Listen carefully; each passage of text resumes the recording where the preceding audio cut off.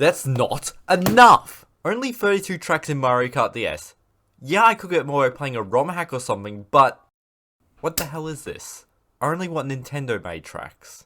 This game, being developed, has leftovers, and I'm gonna steal them. The unused tracks in Mario Kart DS. There are about 10 according to the cutting room floor, so let's start with the most iconic track, Dokan Course. Hang on, give me a second to do this. Dokan Course is the most unique track of the unused because it doesn't really relate to anything, and I hate it. It controls like garbage, and the upside down parts are a pain to deal with, and I just don't get why everyone enjoys the track so much. Is because it's an unused track that looks like it had potential? I don't know! There's only one retro track on this list. Oddly, it's not a beta of a retro in the game. It's GCN Mario Circuit, and it's GCN Mario Circuit in Mario Kart DS. Just like the other GCN retros in Mario Kart DS, this one's a far cry from the GameCube version. It works quite well as it's a good track layout. However, they got rid of the bumps at the end, and I wonder what they would have done with the plants at the end.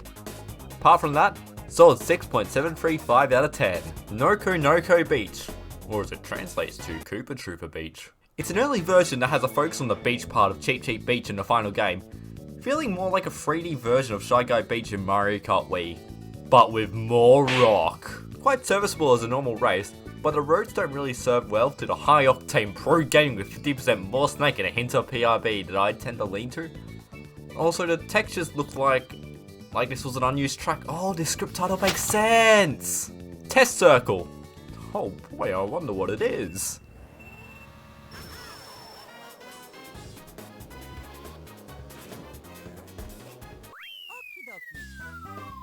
Luigi Course.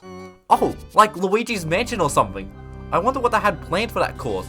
Maybe a bit more indoor area or something that could be cool. Is that cheese? I like how the cutting room floor puts very in bold. An early version of the famous Waluigi pinball was gonna be themed after the green one. I mean, he had gambling, why not expand the pinball? Wario Course. But where are Wario's fire bars? I do not notice a difference between this version and the final one, apart from the lack of fire bars on this track. So much so that this footage during this sentence is the normal track. Donkey Course. I hope it's not an old version of DK Pass. Hate that thing, oh thank God it's a newer Waluigi pinball. This is the newer version of the pinball track. Things must have fallen through Luigi's pinball endeavors. This version sure does play and has my favorite drift sound effect in the game. Music to my ears. However, there are two versions of Donkey Course, and damn it's an early version of DK Pass! It does use some placeholder textures like checkers, and where did he come from? The bumpy section is way better than the final game one, mainly due to a lack of a turn. There is also one unused battle track, and surprise, it's another GCN track! This time it's Block 4, and it's understandable why it didn't get in. To end this, there was one really cool unused track. And it's not even a track, and it has the best name ever!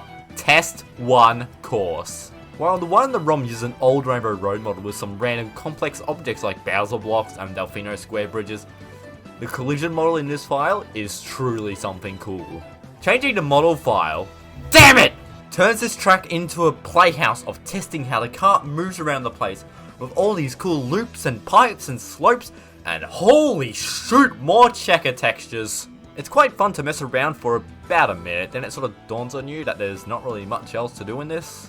So that were all the unused tracks in Mario Kart DS's files. There are a few other files that don't really amount to anything worthwhile, and the ones I looked at, thank God we kept it to 32 tracks.